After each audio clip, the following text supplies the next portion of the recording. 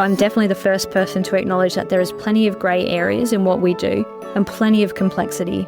But what I'd be encouraging you to do is to at least pause and consider if there's a better option.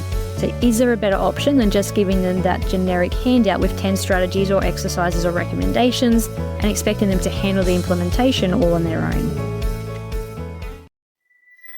Welcome to the How to Be a Better OT podcast. I'm Clare Batkin, an OT and clinical educator who is on a mission to make professional development simple, practical, and worth it for OTs. If you're ready to step back from the overwhelm and bring core frameworks to life, join me for step-by-step guides and practical solutions that will build your confidence and competence so you can deliver the best outcomes for your clients and truly love what you do. Hi, and welcome to another episode of How to Be a Better OT. The topic we're going to focus on today is one that I'm pretty sure would come up in every OT clinical caseload at some point. We're talking about how to provide effective client education. Now, the emphasis here is on effective. It's not just how to rattle off as much information as you can as quickly as possible so you can tick that box as done. It's about providing the right information at the right time, in the right amount, and in the right way so that it actually makes an impact for our clients. Now, there are lots of factors to consider, but never fear, as always, I've put together my very own framework to help you remember all the components of an effective client education session. The acronym we're going to work through is called RALFEY, and I'm sure you're very intrigued, so I promise I'll get to unpacking exactly what the RALFEY components are all about shortly. But first, let's rewind and start with a recap of the why. So why should we care about delivering good quality client education? The obvious answer is because if we don't provide clear education, our clients won't understand or use it, but I'm going to go a bit deeper than that. If we don't provide clear education, we're removing an opportunity for our clients to be informed, active decision makers within the therapy process. If we give clear education, it also helps provide context for the recommendations we're making, which means it's more likely that our clients will understand them, that they've been made in a collaborative way with the client or their carers or family, and that the clients will actually follow through with those recommendations. This is what's needed if we want that education to actually have an impact on changing behaviour, function, and participation outcomes. Now, the framework I'll teach you today could apply to any type of client education. So I'll give you a few examples. It could apply to education where we're trying to manage risks, such as falls prevention or pressure injury prevention education. OTs also provide education focused on changing behaviour to ultimately improve function, such as sleep hygiene education or joint protection or energy conservation strategies. It could also be in the form of educating a client about a home exercise program, so providing explicit instructions such as hand therapy exercises after a fracture. And we can also provide education where the client isn't the recipient. Sometimes the recipient is an informal carer, such as when we're doing manual handling training for a carer or a parent, and sometimes it's a paid carer, such as when we're teaching a support worker strategies that they can use when they're out and about in the community with a client. The audience could even be a group of people within a community. So in this podcast, I'm going to focus on that direct education with an adult client just to keep it simple, but the framework I'll present really could apply in any of these scenarios with a bit of tweaking. But now it's time to unveil this mysterious framework, the RALFEY Framework, and I'll tell you quickly what each letter stands for. Then we'll go back and discuss each component with some practical examples one at a time. So firstly, it's RALFEY with an F, so RALFEY. R is for readiness, so what type of information are they ready for in terms of content? A is for amount, how much time do you have to deliver the education? But more importantly, how much can the client actually process? L is for language, so the words we use matter. You need to consider the client's health literacy, their culture and preferences, to use words and examples that are actually going to be relevant for them. F is for format, so how will the education actually be delivered? Is it just verbal instructions, written handouts, or something a little bit fancier? E is for evaluation, so how can you check your client has understood this important educational information before you finish that session? And then finally, Y is for you're not done yet. And this is a form of evaluation or reflection, but one that happens after that face-to-face session is complete. You need to reflect on how the session went and what you might need to continue or reinforce in a future session, and also reflect on your own performance. So is there something you could change to make the next education session even better? Now, before I start to unpack each of these RALFEY components, just a reminder that if you'd like a deeper dive into this topic, as well as access to a step-by-step worksheet with some prompts and examples, You can find it within my paid Connector membership, and that comes with access to over 50 recorded webinars, and I'll drop the link to that in the show notes if you'd like to find out more. Okay, let's dive into it, starting with R for readiness. Now, when you're planning what content to cover in your education session, you need to think about what information your client is ready for. Some helpful approaches to look into here are the stages of change theory and motivational interviewing, which are all about behaviour change. Now, as I mentioned before, often we are providing education because we want our client to change their behaviour to ultimately improve their function. But we need to consider how ready they are for that change. Otherwise, if we jump straight to providing strategies when they haven't even accepted that a change is needed, we're probably wasting our time and theirs. So let's use the example of providing education about reducing pressure injury risks. So it's pretty pointless telling a client how to weight shift or the importance of skincare and skin checks if they're at that pre-contemplation stage, or they're not even motivated to change their risk factors because they don't realise how severe a pressure injury could actually be. We know the risks, but have we checked what they know? Before we jump straight to pressure relieving strategies, we often need to go back and explain the mechanism of how pressure injuries occur, but also share some real-life stories of the impact a serious pressure injury can have on someone's quality of life. Truly understanding what scenario they're trying to avoid means that they'll be more likely to pay attention when you start explaining how they can avoid that scenario. Sometimes when we think about readiness or what information a client is ready for, we can think about it in terms of where they're at in their health journey. So for example, if they're recovering from a hand fracture, what exercises are they up to at that stage of the recovery protocol? And have they met the criteria that suggests that they're ready to learn a new type of exercise? Or when it comes to introducing new assistive technology or equipment for the first time, we need to consider their more holistic journey, especially in the case of clients with progressive, degenerative, or palliative prognoses. We might be thinking, great, I've got this new piece of equipment that's going to make having a shower so much easier for them, and you start to plan out a session that will explain how to set it up and how to use it. But we need to remember that in scenarios like this, the AT may not be the symbol of positivity that we think it is. Our client could see it as a sign that their function is deteriorating, and this can be a reminder of their prognosis and the journey ahead of them. So these scenarios go beyond just, are they ready for the education, to are they even ready for the assistive technology, and how much work you have done to support them in this realisation and acceptance. But I think in this case, the R for readiness becomes an important reminder of these broader considerations too. So that's R. Remember to think about what content is your client ready for in so many different ways. Now we're going to move on to A for amount. So how do you know how much education to provide? And there are two main perspectives to take here. So how much can they actually process in that session? And how much can you fit in while working within any funding constraints that you may be dealing with? So we'll start with the client perspective first, and we'll begin by thinking about their capacity to pay attention in the moment. So we can think about what their cognitive and psychological capacity is to take on information in that session. So do they have slower information processing due to an intellectual impairment where you can't talk at top speed to fit in as much as possible? Do they have fatigue where 15 minutes into that session they're going to lose the ability to concentrate and pay attention to what you're saying? And how much can they handle emotionally? So this can tie into that readiness angle too. If you're talking about a subject that's likely to lead to emotional overwhelm, lower your expectations for how much you can fit into that session. Another client perspective angle is if you're expecting the client to implement strategies or change their behaviour after your education session, how much capacity do they actually have to do that outside your session? And I'll give you an example to explain what I mean here. So imagine you're providing education on sleep hygiene to a young adult who has difficulty sleeping. You consider how motivated to change he is, and in this example, you decide he's ready to hear some strategies because he's ready to implement them. So if you then give a generic handout and rattle off 10 different things he could try to improve his sleep, including screen time, exercise timing, caffeine intake, and the setup of his sleep environment, how likely is it that he would have implemented all of those things when you do a follow-up session the following week? Now, there could be a client who makes it happen, but in many cases, what you'll find instead is that none of those strategies end up being implemented. The client ends up being so overwhelmed by the big to-do list that they don't action anything. And in this case, it would have been much more effective to pick one or two strategies and focus your education on the how of the implementation. So for example, if his chosen strategy to try first is to limit his caffeine intake, we could unpack his current caffeine habit and help identify some alternatives that he could try in different situations, or encourage him to keep a written log of how many coffees he's having in the first place so that number's being tracked if he's not doing that already.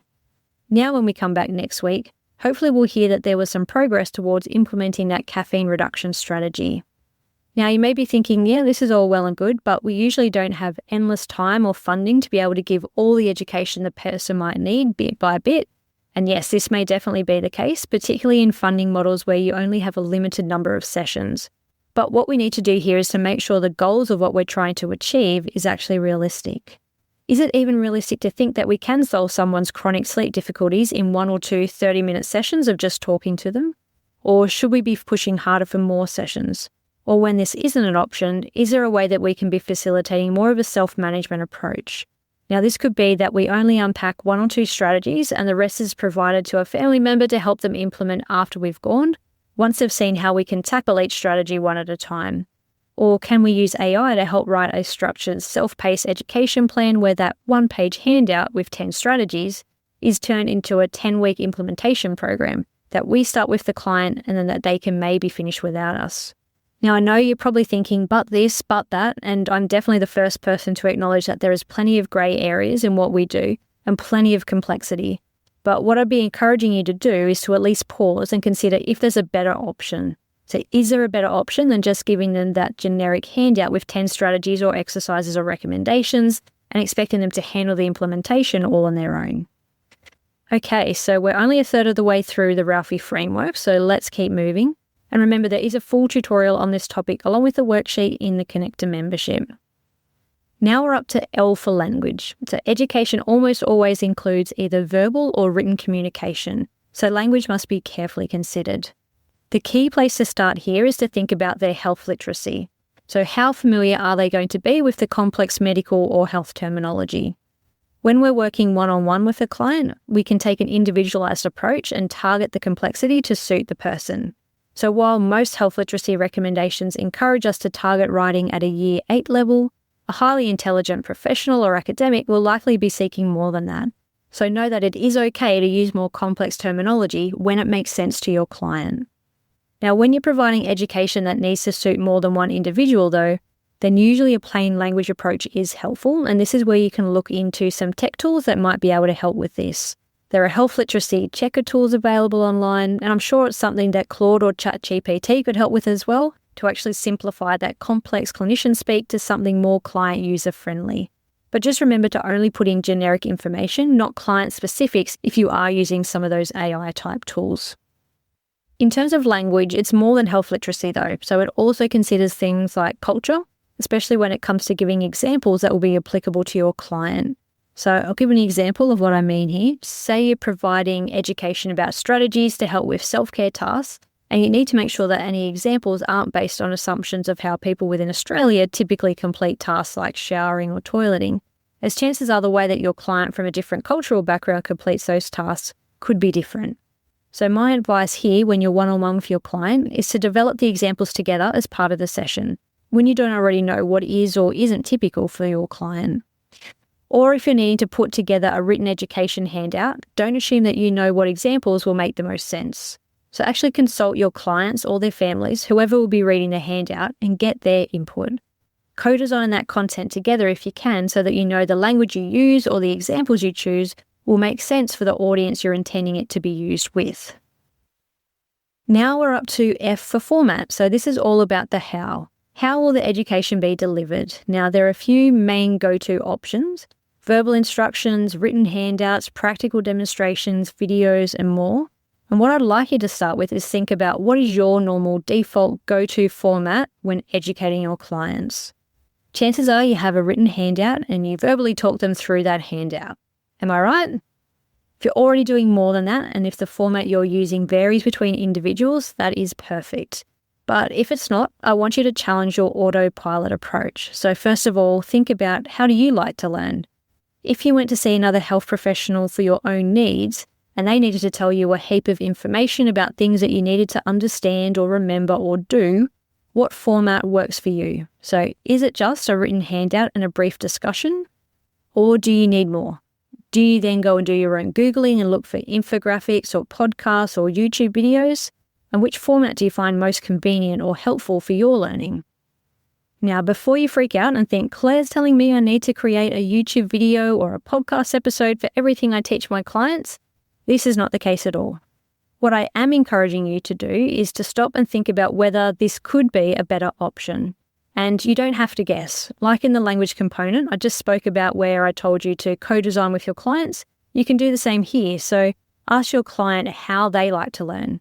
They may love the handout and verbal instructions, and you can just double down on that. But if they want something different, try to make time to find or create something different. And if you provide the same education to multiple clients, this effort will have benefits not just for that one client, but for many others too. So you could create your own YouTube videos or podcasts, and there are plenty of OTs out there doing that, but you also don't need to reinvent the wheel. You could do your own searching, show enough due diligence to carefully screen anything that you might recommend onto your clients, so you know that it was from a reputable source and that the information that's provided in it is relevant to your client, and that it's something that's publicly available that you can freely share, but then you can just share that link with your client. So a good starting point here are the diagnostic-specific, not-for-profit type organisations or advocacy groups, which often have short videos or longer webinars available not just for health professionals, but for people with that condition too, or for their families. So some examples could be the Dementia Australia resources or the Down Syndrome Australia resources. Now there's a lot out there already, it's just a matter of finding it. So this could be a great student side project the next time you have a student on placement, or for those who are paying members of my Alliance membership, I keep my own list of recommended resources and websites for various conditions and topics that could be a really helpful starting point to save you going down Google rabbit holes. And I'll drop the link to find out more about the Alliance in the show notes. Think about some other ways your client may like to learn, but then also this is your permission to get a bit creative sometimes and think outside of the box. So here's an example. Imagine you're a hand therapist trying to provide education to your tradie client recovering from a flexor tendon repair, which for the non-hand therapists out there usually means quite specific exercises that need to be completed multiple times during the day, and they're usually wearing a splint for immobilization or protection for a number of weeks. So say you give them a paper handout with their exercises, but each week they come back, it's getting more dirty and torn up from being on a job site, and eventually it goes missing and they miss 5 days worth of exercises. An alternative could be to think about what's going to be the most accessible for this type of client. It might be worth creating a series of videos of the exercises to keep in your own video library that can then be linked via a QR code that you could actually stick onto their splint. So then they'll have that visual reminder of the QR code that they need to do their exercises, plus they can easily scan it and do the exercises alongside watching the video without having to keep track of pieces of paper or understand written instructions with static images. So yes, this could be a little bit of a time to set up, so again, perfect student project, but then it could be a really big time saver, but most importantly, lead to better outcomes for your client. Okay, we've got 2 more components to go and we're up to E for evaluate. So this is all about not assuming that you've nailed the delivery of your education, no matter how much planning or creativity went into it. You still need to check before you wrap up the session that the client understands what you've just explained to them. If they do, hopefully it's because you've got the content, the amount, and the format right. Now, I think sometimes we can fall into the trap of doing too much talking and not enough asking questions. So have a think about how you currently wrap up your education sessions. Do you say, okay, we're done now, so remember, those key principles you need to remember are X, Y, Z? Or do you ask, do you have any questions? And if you do ask if they have any questions and you get a no, that's fine, how certain are you that they truly understand versus just being polite and smiling and nodding because they're so overwhelmed but they don't have the heart to tell you? Now, instead of just asking, do you have any questions, ask them some specific questions to test what they understand and how they're going to apply it, but not in a threatening, this is a test kind of way.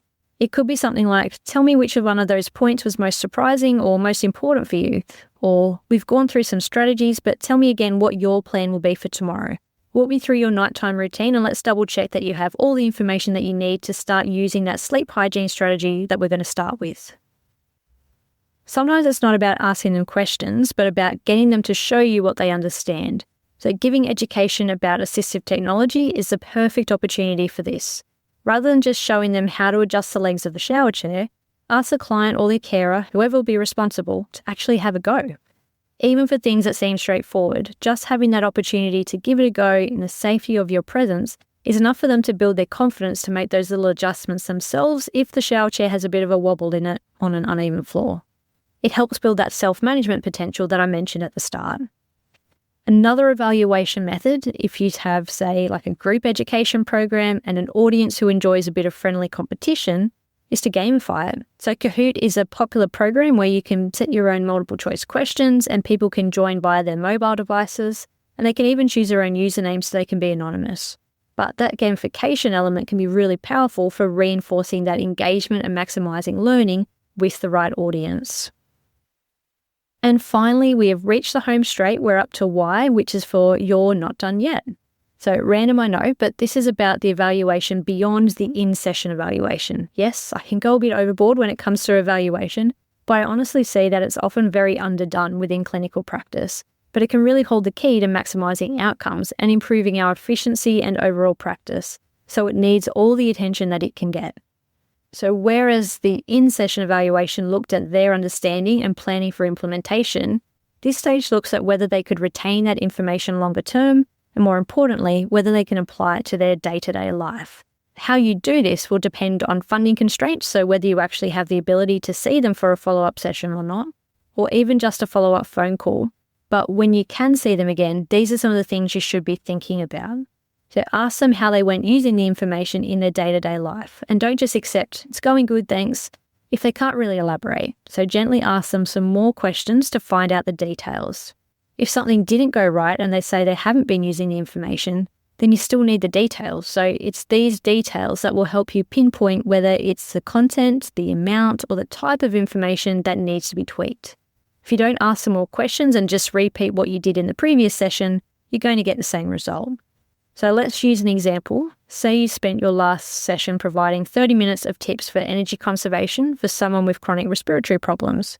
You thought narrowing it down to 5 top tips would be achievable, but your client tells you that after the session they forgot the key points, they had trouble understanding the information handout because it didn't have the extra examples that you'd provided in your verbal instructions, and they couldn't decide where to start, so they ended up not changing anything at all.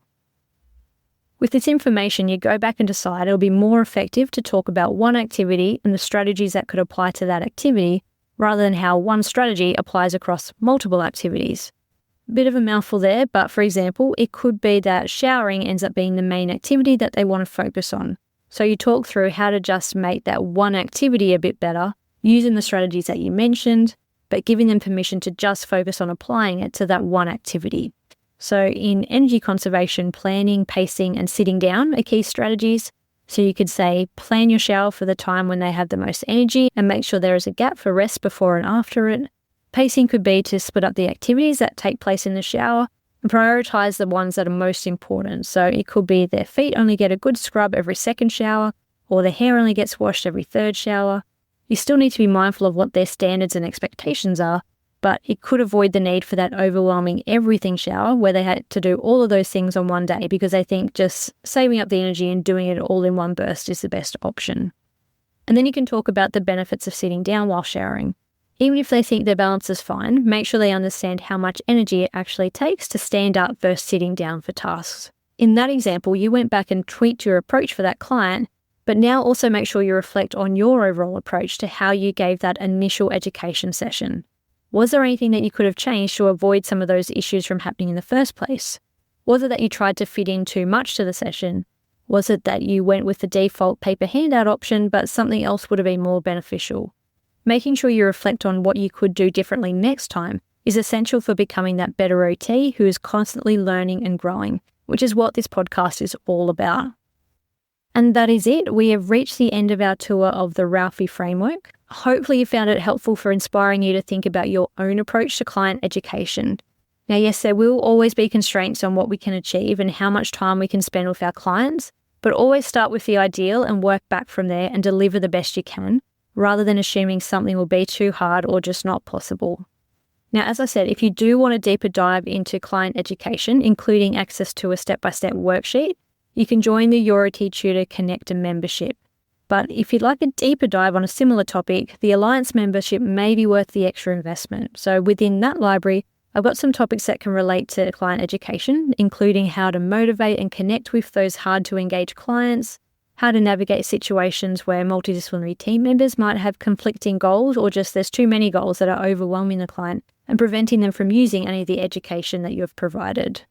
There's also a freebie in my learning library on working with clients with preconceived ideas from Annette Tonkin, who's a physio specialising in effective clinical communication. So definitely go and check that one out.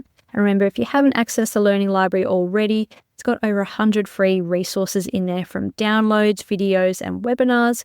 Chances are you'll find something that's helpful in there for you, and it's all completely free to join.